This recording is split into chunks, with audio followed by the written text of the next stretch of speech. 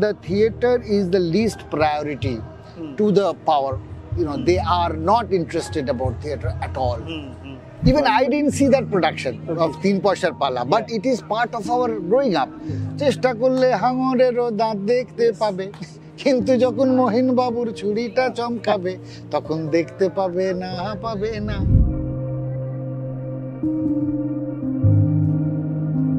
Where is theatre going, or what is theatre happening? And particularly in a time like this, which in a way we say is also moving towards a kind of neo-digitalized fascism or whatever Correct. it is. There are many different connotations which we haven't still got into one particular word about the kind of fascism which is happening now.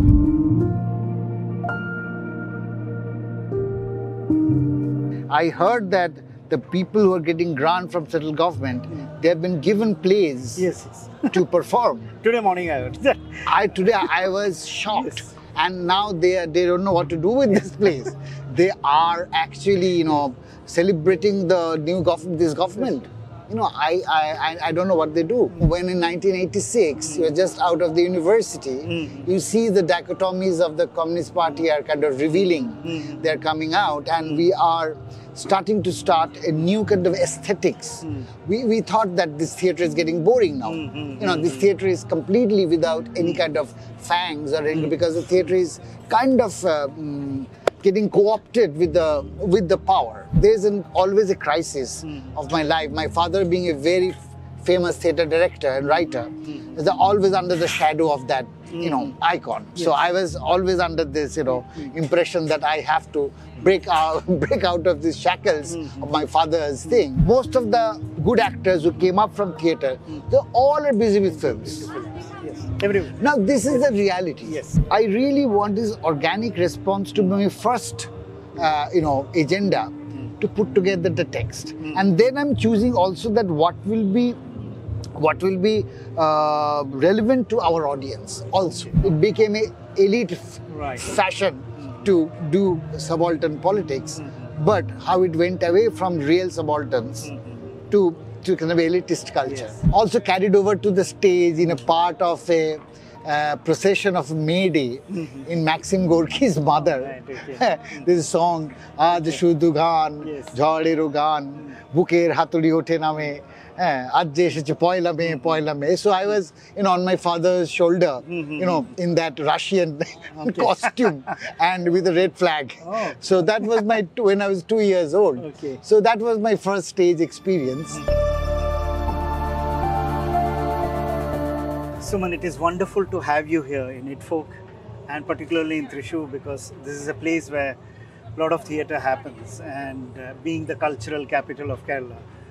And also, you have been here before, and you have also seen the kind of theatre which has been happening, not only in Thrissur but in India, and the kind of the atmosphere which we have particularly about not only about theatre but even the cultural activities, and the way how things are not being that supportive anymore for theatre or for a good theatre making and stuff like that. So in this scenario, one would really love to know, how was your beginning to theatre? Like, how did you come into, how did you got switch on that you would like to get into theatre and like to continue in theatre, because you are one of the major directorial force and theatre making also. Not only in Bengal but in the whole of contemporary Indian theatre, the contemporary Indian theatre language and idioms. So one would love to know your journey. How did you start this? And actually, it is a long journey, but at the very beginning, I am very happy and privileged and honored to be part of this very important festival. I think the only international festival in India, I guess so. And this is my second visit as a participant in the festival, but I came to Thrissur before to do a workshop with the theatre school students. So that is my connection to my Thrissur, and also I saw a lot of Malayali theatre in National School of Drama, and then also in Kolkata when with the Malayali groups came to Nandika National Theatre Festival. So that was a great connection with it. But my journey actually started it was kind of, I got initiated into theatre world from my childhood because I'm from a theatre family. My father, Suman Mukhopadhyay, is one of the major theatre directors and writers of Indian theatre. So I kind of spent my early childhood in the green rooms, and also on the stage, sleeping in the green room, and also carried over to the stage in a part of a procession of May Day in Maxim Gorky's Mother. This song, Aaj Shudhu Gan, Jhadero Gan, Buker Haturi Ote Name, Aaj Esheche Poila Me, Poila Me. So I was, on my father's shoulder, in that Russian costume and with a red flag. So that was when I was 2 years old. So that was my first stage experience. So somehow I had this atmosphere of theatre in my house. Like people used to come. I was actually brought up in a very Mofussil area. It's a kind of semi-village, far from Kolkata.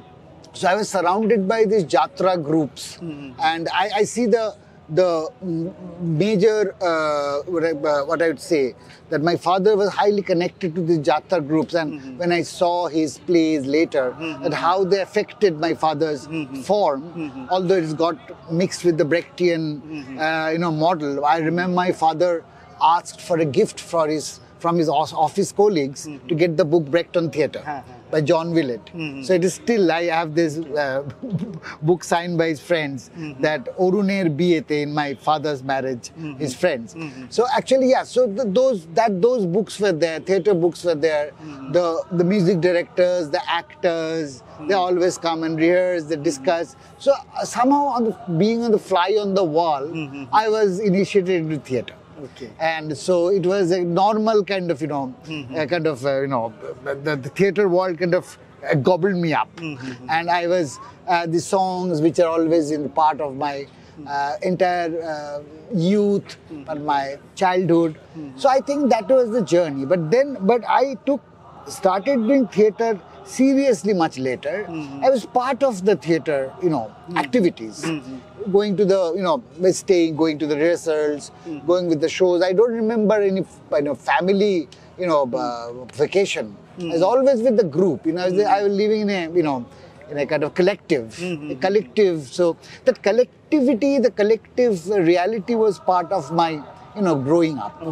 So that was important. Like whenever the entire India we traveled, it was always with the group. They always like 30 people traveling together in a 3-tier train compartment, So I think that kind of got me that essence of the collaborativeness, the collectivity, the Indian theatre is famous for, that is always like this collective energy that you have to be part of this. You have to do, there's nothing called one separate actor, separate technician, everybody is doing everything.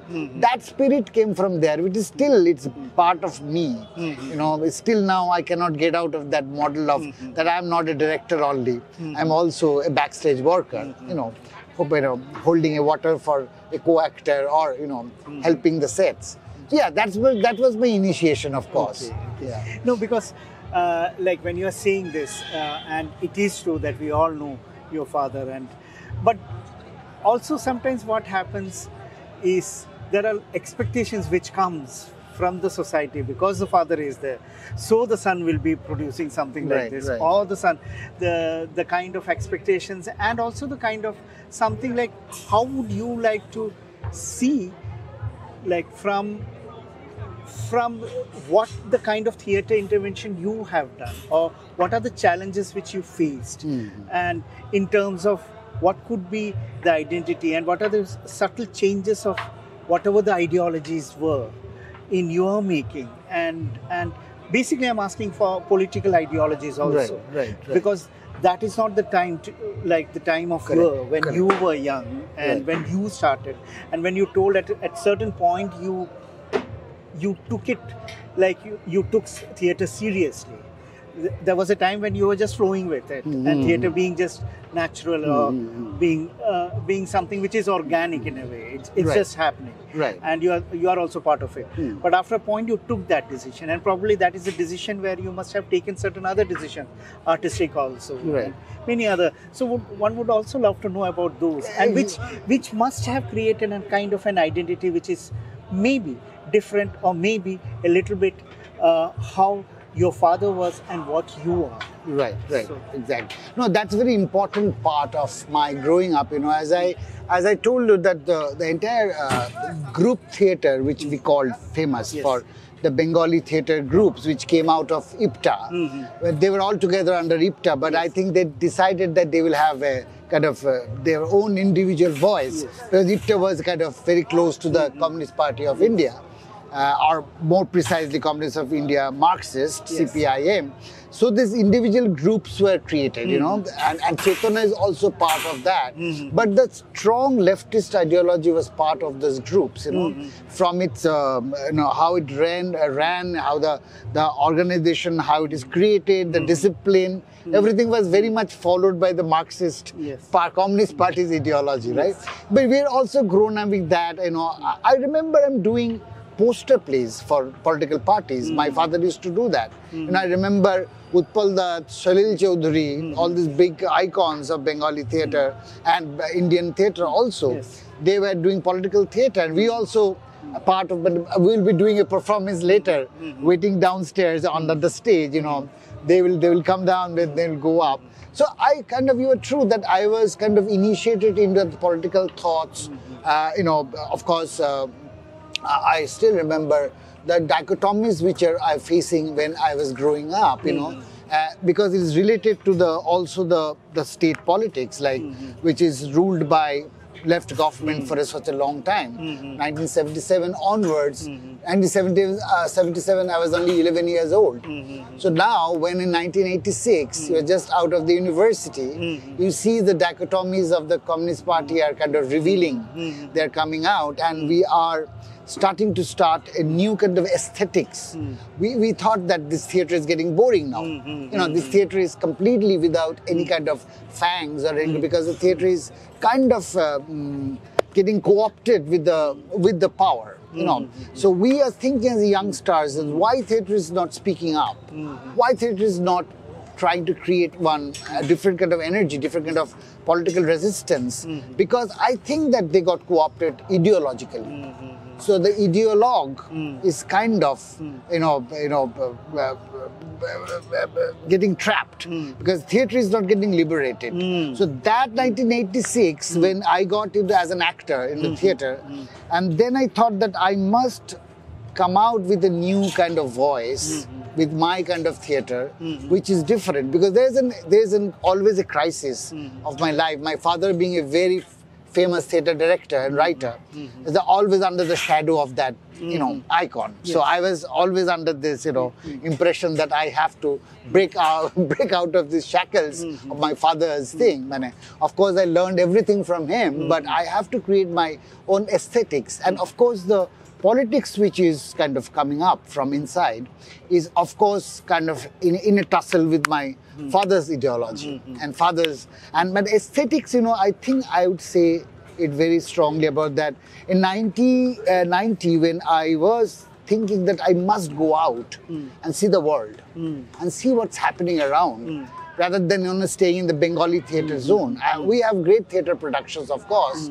My father's contemporaries like Rudra Prasad Gupta or Bibhash Chakraborty, they were doing good stuff. But I think that I am not getting the thing which I want.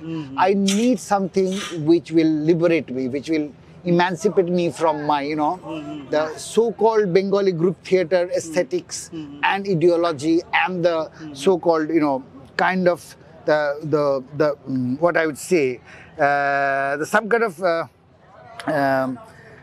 they were, not being critical about the Communist Party at time. They were not. They were trying to kind of know that we will favor the Communist Party. So the stage is not speaking about any kind of resistance. There's no criticality. There's no critical studies. So then I went to some US and Europe. I did some workshops. I watched great performances. I watched Pina Bausch. I watched Peter Brook. I watched other directors, small, big, everything. That opened up a completely new area of how to practice theatre. How to bring on this new ideological thrust which I am looking for through the theatre, through the language of theatre. So I think that after I came back from US in 1992, I think I found something. And that was when I did Brecht's Coriolanus. Right. Shakespeare's Brecht's adaptation of Shakespeare's Coriolanus. That was the first thing I think that was kind of talking about some kind of, against regimentation. Yeah. I think that and Coriolanus was the first attempt to break away from that, and people can now see that. I think they told me that we can see that something a new energy, a new theatrical language is getting, emerge from me. That coming out of the shadow of my father, and also the ideological, huge thing which has been created that time in West Bengal.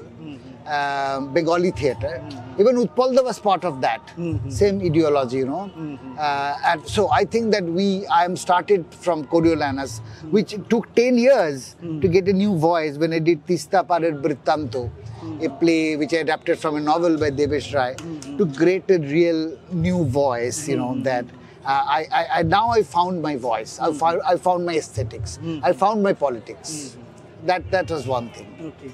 No, it's very interesting, because that's something which is very important. How do you find like what you are and how to come on with it?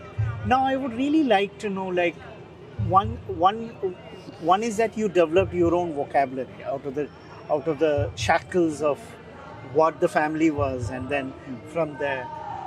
But then, how do you see how theatre, because the survival of theatre by itself, which also keeps changing, and also the Bengali theatre in a way, which is one of the most rich theatre in India, which we all get inspired from.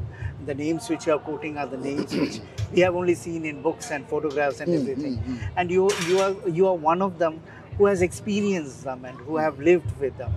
So, but now that whole scenario has changed in Bengali theatre. Not only in Bengali theatre, almost everywhere. Right. And so how do you see now where is theatre going, or what is theatre happening, and particularly in a time like this, which in a way we say is also moving towards a kind of new digitalized fascism or whatever. Correct. It is. There are many different connotations which we haven't still got into one particular word about the kind of fascism which is happening now. Right. And it's there all over the places. And so how do you see this period, and what is theatre doing, and where is theatre moving? And economically it is becoming too much of a survival problem for theatre. Correct, yeah. Because it's only in the festivals now we are able to travel. Exactly. And festivals are a big liberal products where it's like just they come, they watch, and then if this production is good, then it will travel to another festival.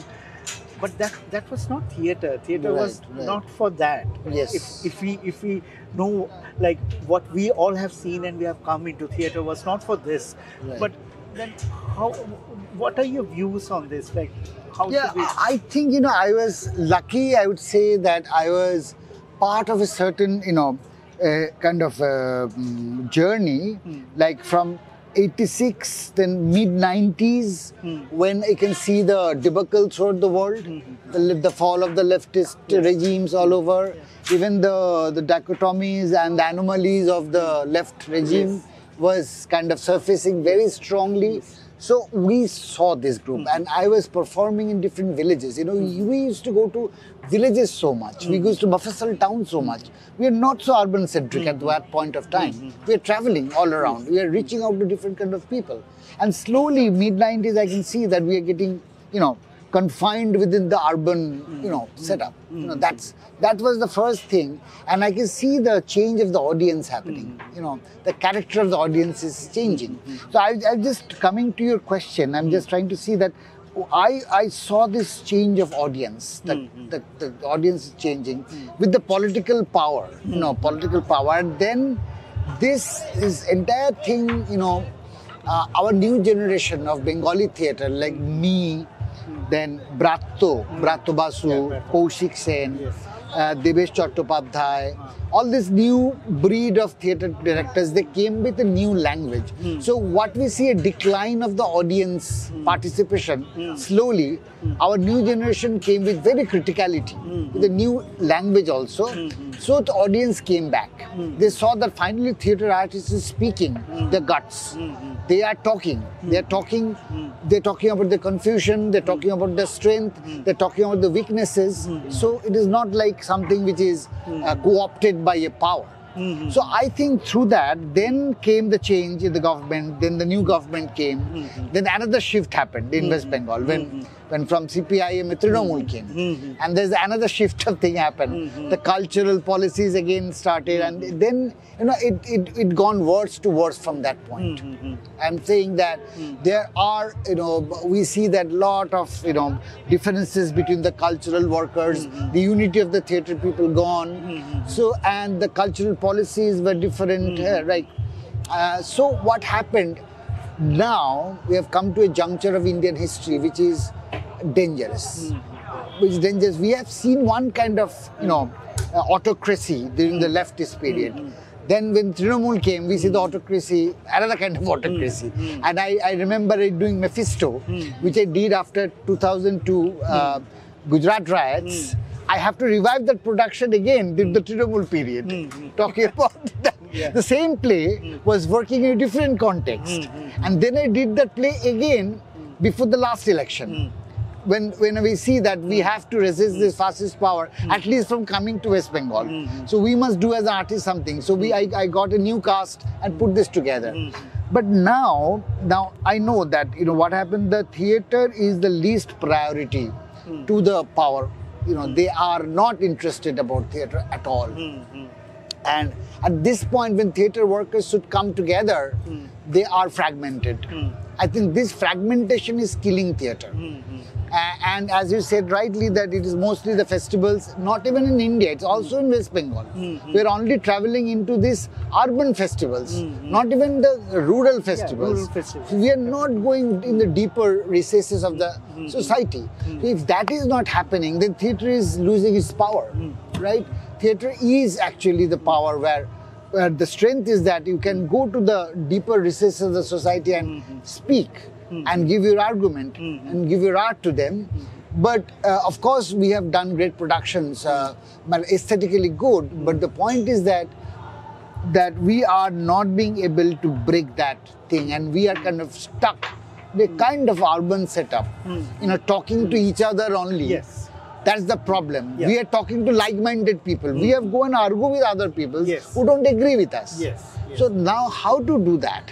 How to take the theatre to that point? And aesthetically and politically, that's the most important challenge, I think, as a theatre worker right now. It's very interesting what you're saying, because like in the COVID time, almost theatre people were mostly logged in because of many, and what all we could do, small things we could do in terms of whatever online it is possible. But there were certain other professions which just multiplied at that time, which was the news channels.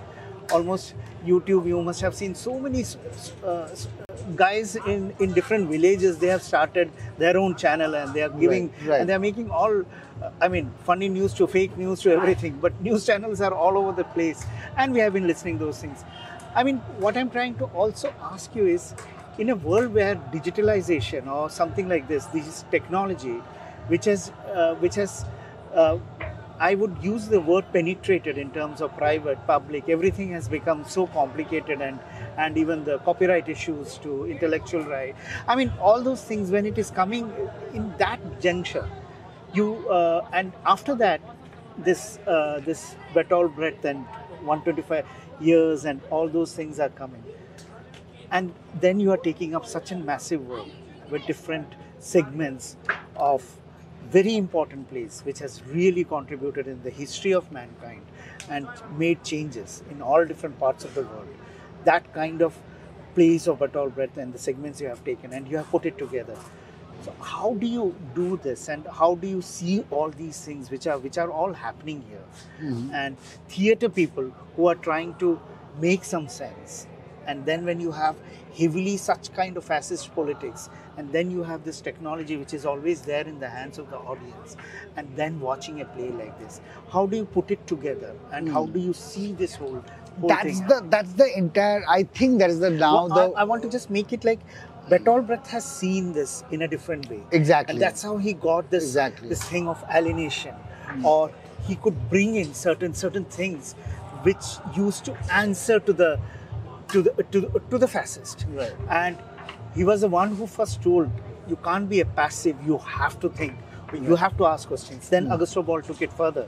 And then you have Remni Protocol and all those things which are taking it more further and further. Right. So as a generation of your directors, like how do we see this now? When we have such massive kind of very strong challenges which are already there. Right. In the hands of the audience too. Correct. Which can break any time, any kind of things can come in that instrument, and when they are watching the show also. Right. Like that's what I'm. Yeah, that's a very different question. But we are living in a times that we are living in the time of, when you have to say that there's 2 minutes read, right? Yes. I think that's the concentration levels have been. That has been a kind of a social, political, that has been done. That you should.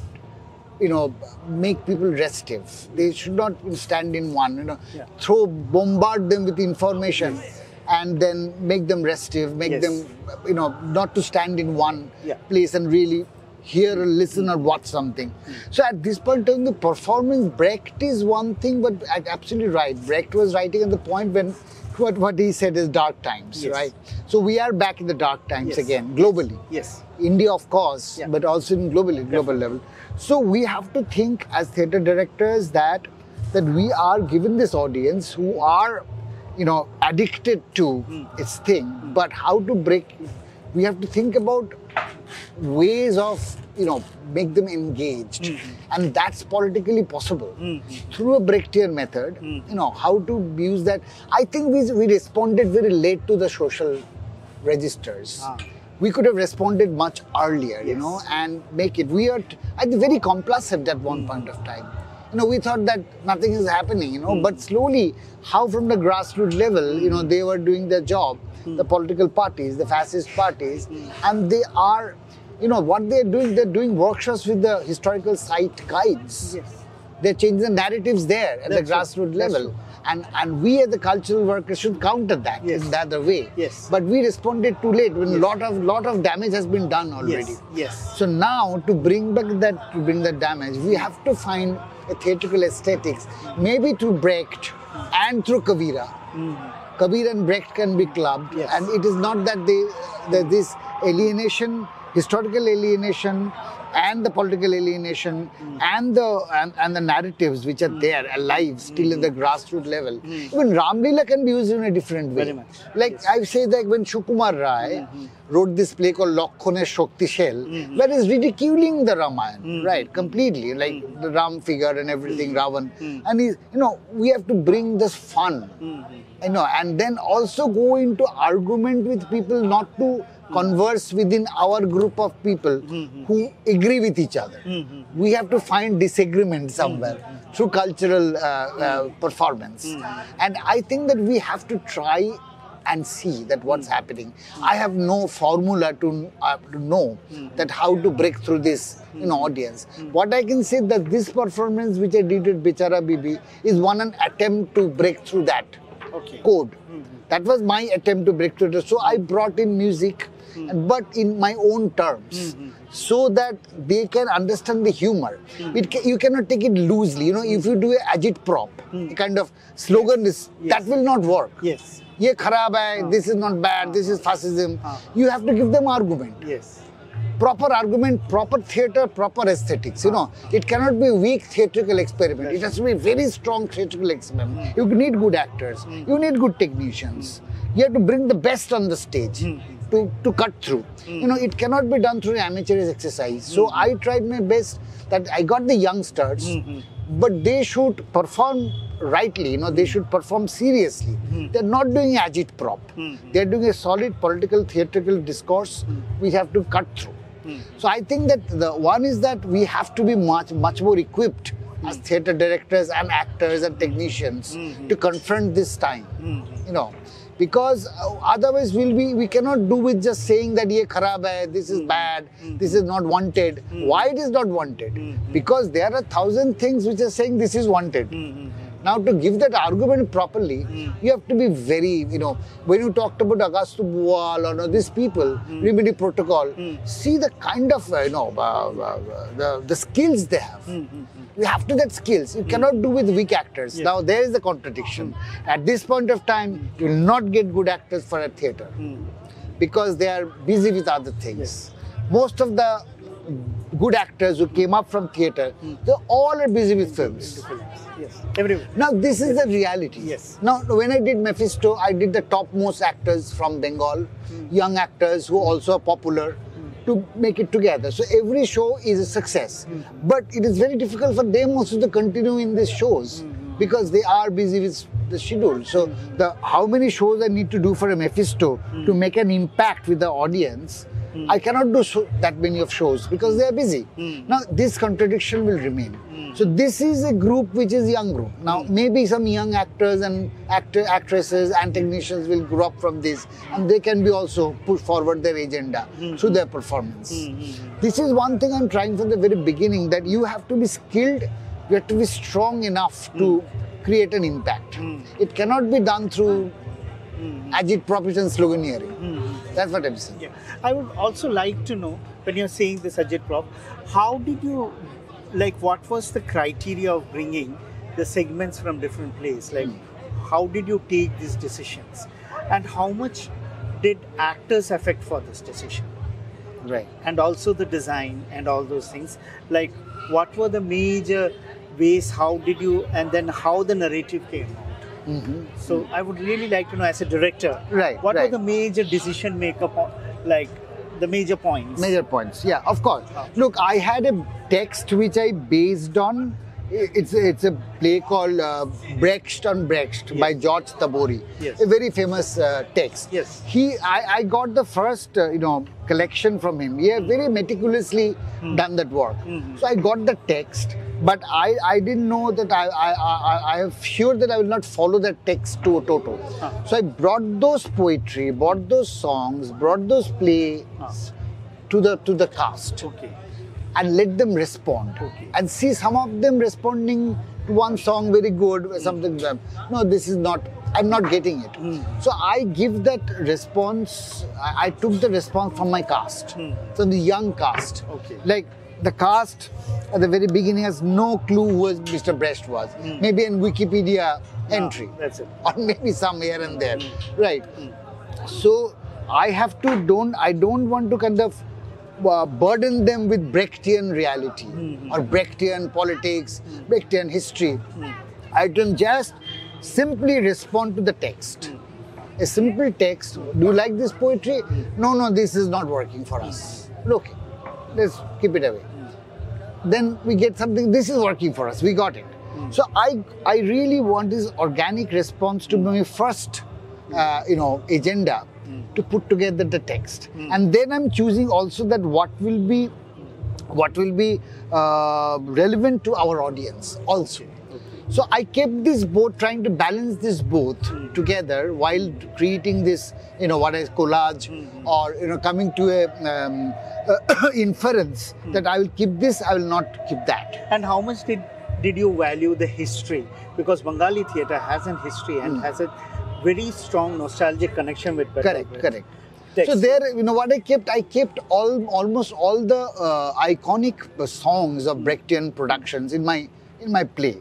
For the play starts with the Ajitesh Bandyopadhyay song. I really enjoyed and loved it, and I was quite, because these are things which you have just heard, but it was experienced, and because we couldn't, we were not in Bengal, so we couldn't know what it was. Even I didn't see that production of Teen Poshar Pala, but it is part of our growing up.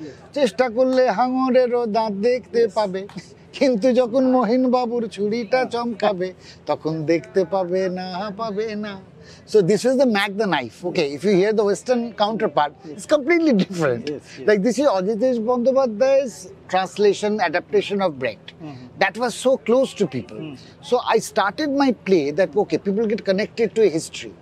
Right. So I'm also putting a tribute, homage to my previous generation who are really seriously, deftly handled Bertold Brecht in our society. So I engrafted them in the body of the play. So that becomes also a cultural call that this is what we have done. See the history of our theatre. See how theatre done this work through Brecht. So Brecht was not only a German great playwright, he became a Bengali playwright actually. Yes. He became a Bengali playwright. All of the directors, they tried Bertold Brecht. So I think that was my agenda, or how I chose. One is that I wanted these young people to feel this is their own poetry. This is their own song. This is their own play. I cannot alienate them from this. This is Brecht, you have to respect him, this is a great poem. But no, if it is a great poem, if it is not making any kind of feelings inside you, then it is not a great poem for you. It is only a historical great poem. But you have to feel that this is a great poem. So I adapted that, process that I helped ask them what is touching you, what you feel to say, and also keeping at the same time what is relatable to the audience, and also how to put a cultural, evolution of Brechtian production on Bengali stage. Okay, wonderful. Now, one of my last questions, which I think is also quite a cliche, and you must have you have told it in another way, but I want to just ask this because this has been there a lot in Kerala theatre. But eventually, today also I met some of the audience and they were saying, but eventually it is one of the biggest corporates' money with which he is trying to comment on corporate. So I was asking, why not? Yeah. Take their money and comment them only. Or comment on fascism is what, because corporates are the other face of fascism, or they fund the fascist to make them fascist. But at the same time, the other argument is coming, why taking their own money, then making play and then making a box office out of it? Don't you think so? Is that the right way? So how do you look at these? And let me tell you, these are like arguments which doesn't hold that much, but still, as a common man, it engages them for quite a lot. Right. Even though it doesn't serve any purpose at the end of the day. Because end of the day, what happens on the stage and what gets communicated and articulated, that's important, is the most important thing.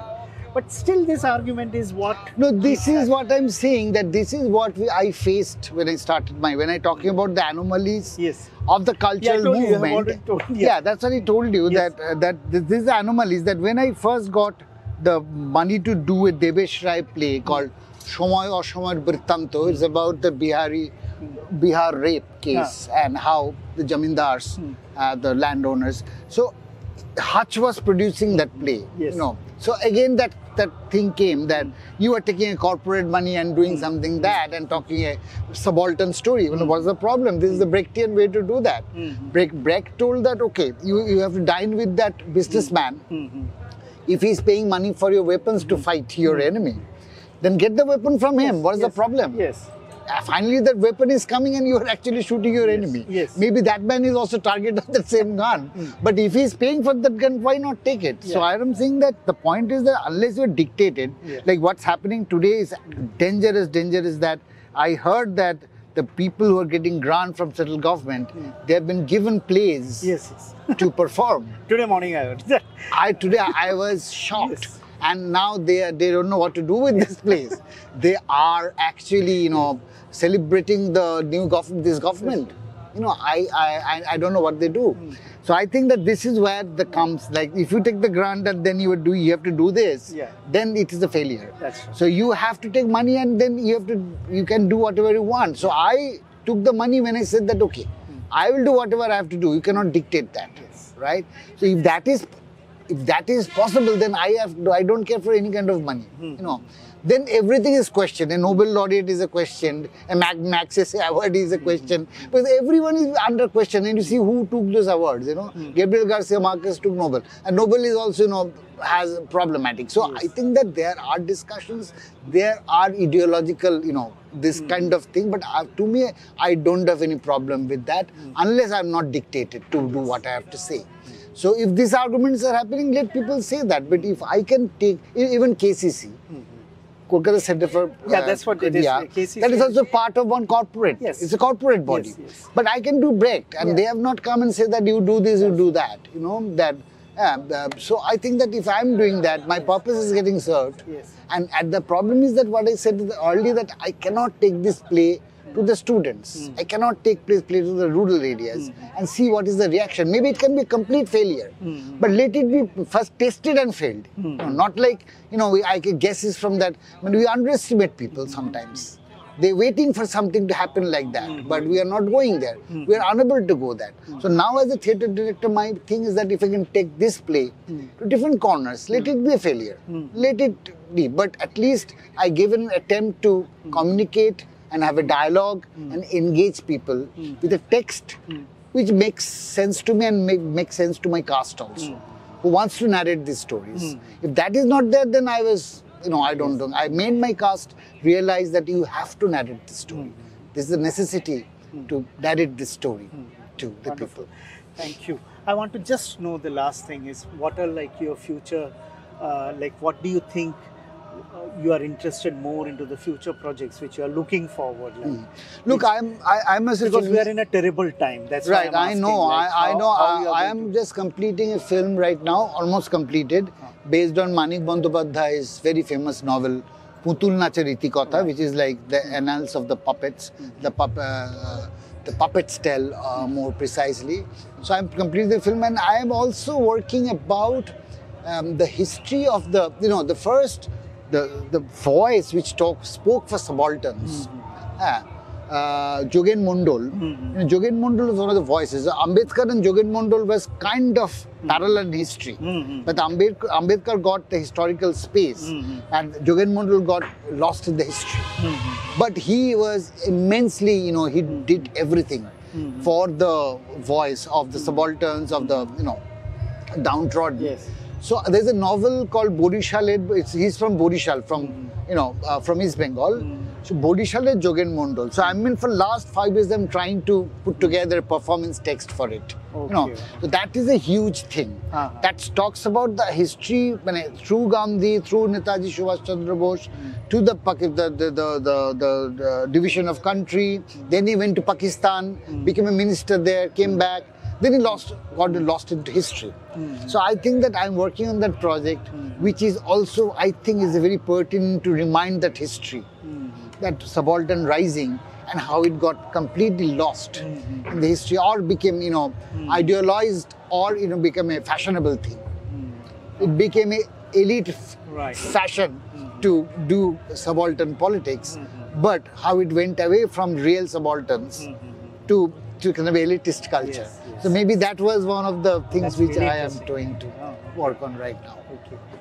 Thank you. Thank you for giving us so much of time, and it's wonderful to have your thoughts shared. Thank you, Abhilash. That's why I was very comforted when I heard that you were taking the interview. No, thank you. I really mean thank you.